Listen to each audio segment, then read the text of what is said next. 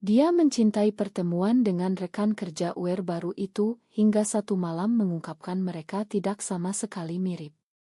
Rani menatap layar ponselnya di kamar apartemen kecilnya di Jakarta, jantungnya berdegup kencang saat pesan dari Lita masuk, "Aku tunggu di KM malam ini, ada yang penting." Malam itu seharusnya menjadi titik balik hubungan mereka, tapi justru menjadi mimpi buruk yang tak terduga. Rani mengingat pertama kali bertemu Lita di kantor, 3 bulan lalu. Lita, dengan senyumnya yang hangat dan tatapan mata yang seolah memahami segala rahasia, langsung membuat Rani merasa aman. Di tengah hiruk-pikuk kota besar ini, di mana identitas UR seperti mereka sering disembunyikan di balik topeng normalitas, menemukan seseorang yang sesamaj adalah anugerah.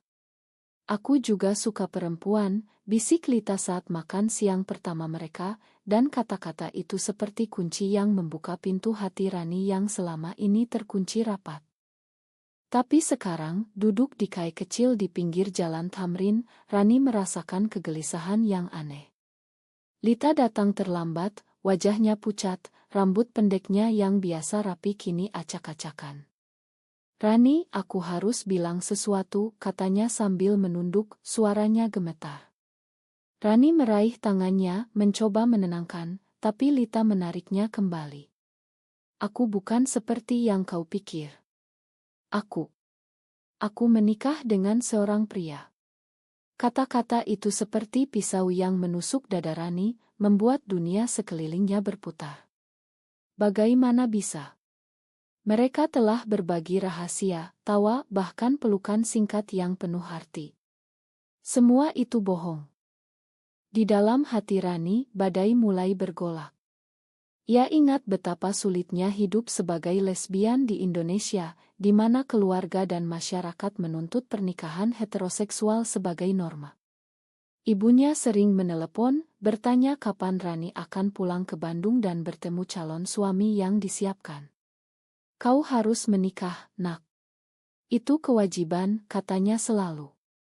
Rani telah berjuang melawan itu, menyembunyikan orientasinya demi karir dan kedamaian. Bertemu Lita memberinya harapan, tapi sekarang pengkhianatan ini membuatnya mempertanyakan segalanya. Apakah Lita hanya bermain-main? Atau ada alasan lain?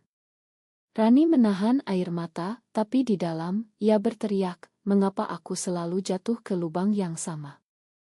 Lita mulai menjelaskan, suaranya pelan tapi penuh penyesalan. "Suamiku tahu tentang kita. Dia marah besar. Aku takut, Rani. Keluargaku konservatif, mereka akan mengusirku jika tahu aku UR." Rani mendengarkan, tapi kata-kata itu tak menyentuh hatinya. Ia merasa dikhianati bukan karena Lita menikah, tapi karena Lita tak pernah jujur dari awal. "Kau bilang kau seperti aku," gumam Rani, suaranya parau. "Kau bilang kita sama." Lita menggeleng, matanya basah. "Aku mencintaimu, tapi aku tak bisa meninggalkan hidupku yang sekarang. Anakku. Aku punya anak perempuan berusia 5 tahun. Itu pukulan kedua. Anak." Rani tak pernah membayangkan Lita punya keluarga. Di kantor, Lita tampak bebas, seperti dirinya. Mereka sering bertemu setelah jam kerja, berbagi cerita tentang diskriminasi yang mereka hadapi sebagai wanita UR di lingkungan kerja yang patriarkal. Tapi sekarang semuanya terasa palsu. Rani bangkit, meninggalkan kai tanpa kata. Di jalan, angin malam Jakarta menyapu wajahnya, tapi tak bisa mendinginkan amarah di dadanya. Di dalam pikirannya, ia berdebat dengan diri sendiri, apakah aku terlalu naif? Atau Lita yang pengecut? Ia tahu masyarakat Indonesia penuh dengan tekanan seperti ini, pernikahan dipaksakan, identitas disembunyikan demi status sosial. Tapi itu tak membenarkan kebohongan. Keesokan harinya di kantor, Rani menghindari Lita. Setiap kali mata mereka bertemu, Rani merasakan tusukan di hati. Ia fokus pada pekerjaan, tapi pikirannya tak henti memutar ulang malam itu. Mengapa aku percaya begitu mudah? Tanyanya pada diri sendiri saat makan siang sendirian. Teman-temannya bertanya kenapa ia murung, tapi Rani hanya tersenyum palsu. Di Indonesia, membicarakan orientasi seksual bukan hal mudah, bisa berujung gosip atau bahkan pemecatan jika jatuh ke telinga yang salah. Rani ingat kasus temannya yang dipecat karena rumor UER, dan itu membuatnya semakin takut. Malam itu, pesan dari Lita datang lagi, "Maafkan aku, Rani. Aku tak ingin menyakitimu." Rani membaca, tapi tak balas. Di dalam, ia merasa hancur. Cinta yang baru mekar kini layu sebelum waktunya. Ia berbaring di tempat tidur, memeluk bantal, dan membiarkan air mata mengalir. "Aku harus kuat," bisiknya. Tapi benarkah? Apakah kuat berarti menyembunyikan luka atau menghadapinya? Rani tak tahu. Yang ia tahu, pertemuan dengan Lita telah mengubahnya, meski dengan cara yang menyakitkan. Dan konflik ini baru saja dimulai. Rani tak bisa tidur malam itu, pikirannya dipenuhi bayangan Lita dan keluarganya yang tak pernah disebut. Pagi harinya, ia memutuskan untuk menghadapi Lita di kantor, tapi bukan untuk memakan, untuk mencari jawaban. Saat istirahat, ia menarik Lita ke ruang rapat kosong. "Kenapa kau bohongi aku dari awal?" tanya Rani, suaranya tegas tapi gemetar. Lita menunduk, tangannya memainkan ujung baju. "Aku takut kehilanganmu. Kau satu-satunya yang membuatku merasa hidup." Kata-kata itu menyentuh, tapi Rani tak mau terjebak lagi. "Hidup? Kau punya suami dan anak, Lita. Itu hidupmu yang sebenarnya." Di dalam hati Lita, konflik bergolak lebih hebat. Ia mencintai Rani, tapi juga takut kehilangan keluarganya. Suaminya, seorang pegawai negeri di Jakarta, adalah pria baik tapi konservatif. Mereka menikah karena tekanan orang tua, dan anak mereka lahir dari kewajiban, bukan cinta. "Aku aware, Rani. Tapi di Indonesia, aware seperti kita harus bersembunyi. Keluargaku akan hancur jika tahu." Lita ingat masa kecilnya di desa kecil di Jawa, di mana tetangga bergosip tentang orang aneh dan orang tua memaksakan norma. Ia pindah ke Jakarta untuk bebas, tapi justru terjebak dalam pernikahan. Bertemu Rani adalah pelarian, tapi sekarang pelarian itu menyakitkan. Rani mendengarkan, tapi amarahnya tak reda. "Kau gunakan aku sebagai pelarian. Itu egois." Ia ingat betapa ia sendiri berjuang melawan keluarga. Ayahnya, seorang guru agama di Bandung, selalu bilang perempuan harus taat pada norma.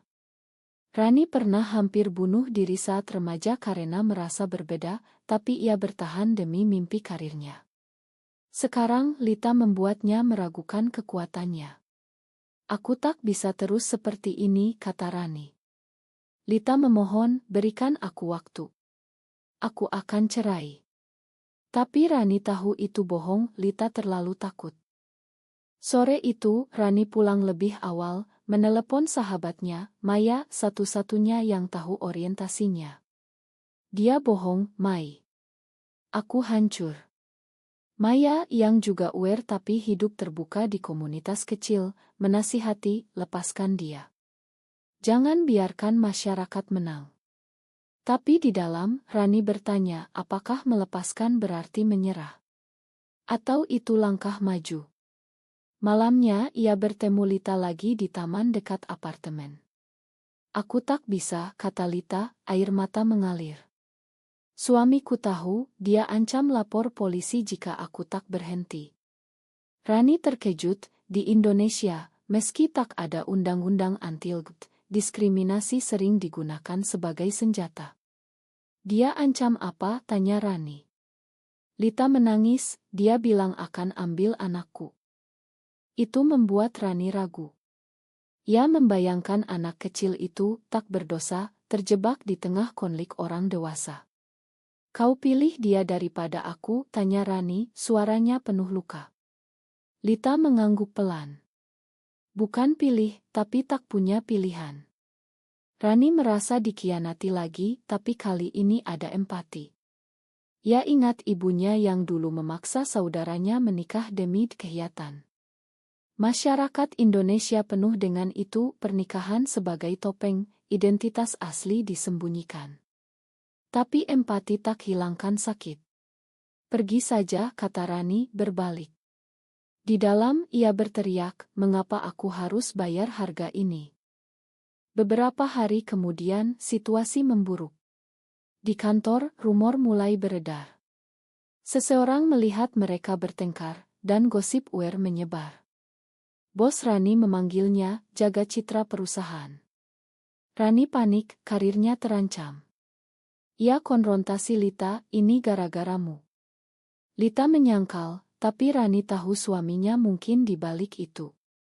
Malam itu, suami Lita menelepon Rani, jauhi istriku atau aku publikasikan semuanya. Ancaman itu membuat Rani gemetar. Di Indonesia, outing bisa hancurkan hidup, keluarga menolak, pekerjaan hilang. Rani berpikir, haruskah aku lawan atau mundur? Pilihannya penuh risiko, dan hatinya semakin berat. Ancaman suami Lita membuat Rani tak bisa tidur berhari-hari. Ia merasa terjebak di jaring laba-laba yang tak terlihat, di mana setiap gerak bisa hancurkan segalanya. Mengapa aku jatuh cinta pada orang yang salah, gumamnya sendirian di kamar, memeluk lutut. Di dalam, konflik moral bergolak, apakah mencintai Lita berarti egois, mengabaikan anaknya? Atau Lita yang salah karena tak jujur? Rani ingat masa lalunya saat ia putus dengan pacar pertama karena tekanan sosial.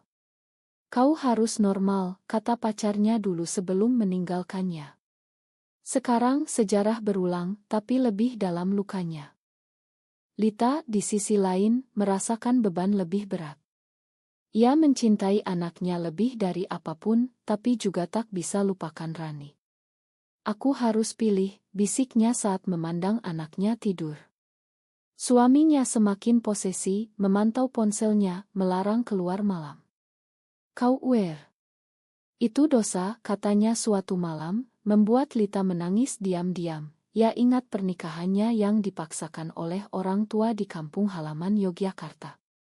Nikahilah dia, biar aman, kata ibunya. Tapi aman. Hidupnya kini neraka. Bertemu Rani adalah cahaya, tapi cahaya itu membakar. Aku tak pantas untuk Rani, pikirnya, tapi hatinya tak rela melepaskan. Rani memutuskan bertemu Maya lagi, mencari nasihat. Di kai kecil di Kemang, Maya bilang, lawan dia, Ran. Jangan biarkan ancaman menang. Tapi Rani ragu. Bagaimana jika keluargaku tahu? Ibuku akan hancur.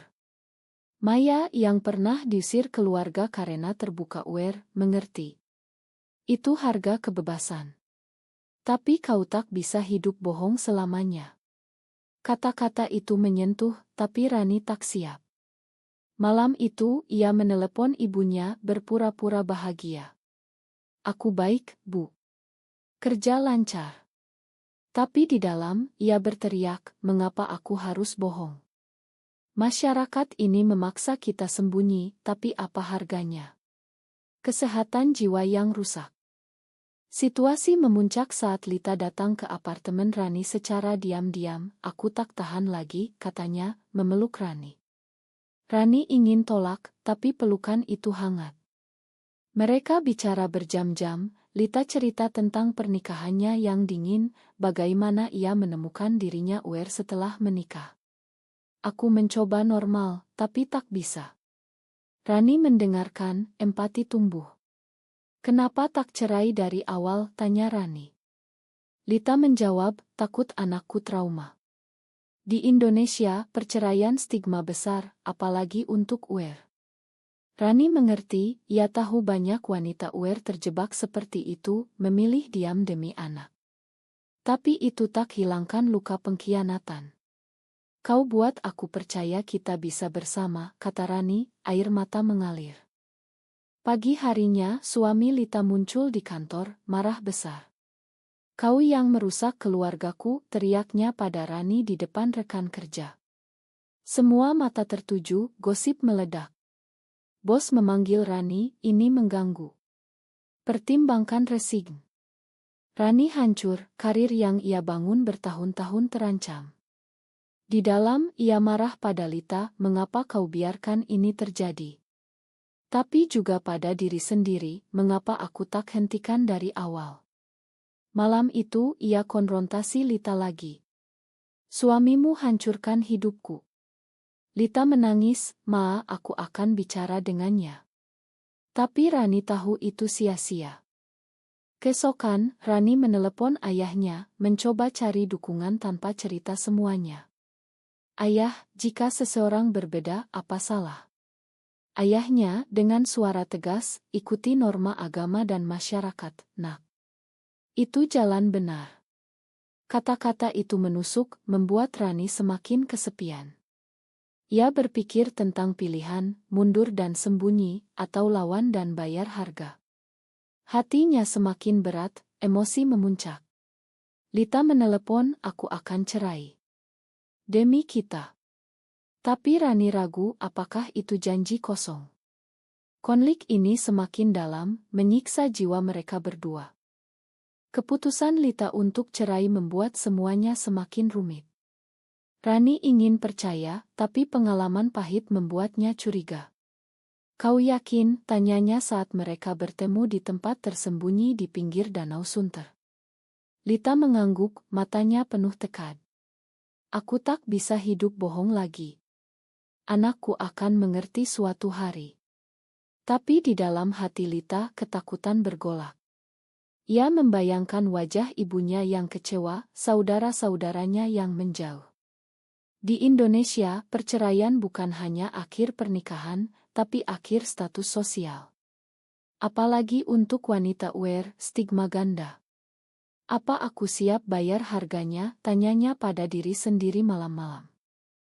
Rani, sementara itu, menghadapi tekanan dari kantor. Rekan kerja mulai menjauh, gosip UER membuatnya terisolasi. Mereka pikir aku aneh, gumamnya sendirian di meja kerja. Ia ingat betapa sulitnya bertahan sebagai lesbian di lingkungan korporat Jakarta, di mana norma heteroseksual mendominasi. Bosnya beri ultimatum, selesaikan masalah pribadi atau resign. Rani marah, tapi takut. Mengapa aku harus pilih antara cinta dan karir, pikirnya. Malam itu, ia bertemu Maya lagi. Lawan, Ran. Ajukan keluhan diskriminasi. Tapi Rani ragu, di Indonesia, perlindungan lebih minim, bisa malah bumerang. Situasi memuncak saat suami Lita mengajukan gugatan cerai lebih dulu, tapi dengan tuduhan perselingkuhan UER. Berita itu menyebar ke keluarga Lita, dan ibunya menelepon, menangis. Kau hancurkan nama keluarga. Kembalilah ke jalan benar. Lita hancur, tapi tekadnya kuat. Ia pindah ke apartemen kecil, bawa anaknya. Ini untuk masa depan kita, katanya pada Rani. Rani datang membantu, tapi di dalam, ia bertanya apakah ini benar. Anak Lita menangis malam-malam, ayah mana, Bu? Itu menyiksa Lita, membuatnya ragu. Apa aku egois, bisiknya. Rani mencoba hibur, tapi luka sendiri belum sembuh. Keluarga Rani mulai curiga. Ibunya datang ke Jakarta tanpa pemberitahuan, aku dengar kau bermasalah di kantor. Rani bohong, tapi ibunya tekan. Cari suami, Nak. Itu solusi. Rani marah diam-diam, mengapa mereka tak paham. Malam itu ia konfrontasi ibunya. Bu, aku suka perempuan. Ibunya terdiam, lalu menangis. Itu dosa. Kau harus berubah. Kata-kata itu seperti cambuk, membuat Rani merasa ditolak. Di dalam, ia berteriak, mengapa keluarga jadi musuh. Tapi ia tahu, di masyarakat konservatif Indonesia, penerimaan UER jarang. Lita dan Rani semakin dekat, tapi konflik baru muncul. Anak Lita tak suka Rani, kau ambil ibu dari ayah. Itu menyakitkan Rani, membuatnya mempertanyakan pilihan. Apakah kita layak bersama? Tanyanya pada Lita. Lita jawab, kita harus berjuang. Tapi suami Lita tak menyerah, ancam publikasikan foto mereka. Rani panik, karirnya hampir hilang. Ia resign, cari kerja baru, tapi stigma UIR membuat sulit. Ini harga cinta, pikirnya, tapi semakin berat. Emosi memuncak, luka semakin dalam. Lita juga kehilangan dukungan keluarga, hidup sendirian dengan anak. Apa ini layak? Tanyanya. Konflik moral mereka semakin tajam, memaksa pilihan sulit. Resign dari kantor membuat Rani jatuh ke lubang hitam. Ia duduk di apartemen, resume tersebar, tapi tak ada panggilan. Mengapa semuanya hancur gara-gara cinta? Gumamnya, air mata mengalir tak henti. Di dalam, ia mempertanyakan segalanya, apakah mencintai Lita kesalahan? Atau masyarakat yang salah karena tak beri ruang? Ia ingat perjuangan komunitas UIR di Indonesia, demo-demo kecil yang sering dibubarkan, tapi itu tak cukup. Aku lelah sembunyi, bisiknya. Malam itu, Lita datang dengan anaknya, mencoba hibur. Kita akan lewati ini bersama. Tapi anak Lita menangis lagi, membuat suasana tegang. Lita merasakan beban terberat. Perceraiannya hampir selesai, tapi custodi anak diperebutkan. Suaminya gunakan orientasi UIR sebagai senjata di pengadilan. Dia tak layak jadi ibu, katanya. Lita menangis di sidang, tapi hakim, dengan pandangan konservatif, ragu. Ini negara beragama, kata hakim. Lita hancur, tapi tekadnya membara. Aku akan lawan demi anakku dan Rani. Tapi di dalam, ia ragu apakah ini merusak anakku. Ia membayangkan masa depan anaknya, diejek teman karena ibu UIR. Apa aku monster? Tanyanya pada diri sendiri. Rani hibur, kau ibu baik. Tapi luka mereka semakin dalam. Keluarga Rani memuncak amarah. Ayahnya datang, kau harus pulang ke Bandung, ikut terapi konversi. Rani tolak, ini aku yang sebenarnya, ya. Ayahnya marah, kau hancurkan hati kami. Itu pukulan terakhir, Rani merasa kehilangan akar. Di Indonesia, keluarga adalah segalanya, tapi sekarang jadi musuh. Ia menelepon Maya, aku tak tahan. Maya bilang, pindah ke Bali, komunitas UIR lebih terbuka. Tapi Rani tak mau lari, ia ingin lawan. Puncak datang saat suami Lita konfrontasi langsung. Di apartemen, ia datang marah, kalian hancurkan keluargaku. Rani berdiri di depan Lita, pergi. Tapi pria itu tolak, ancam polisi.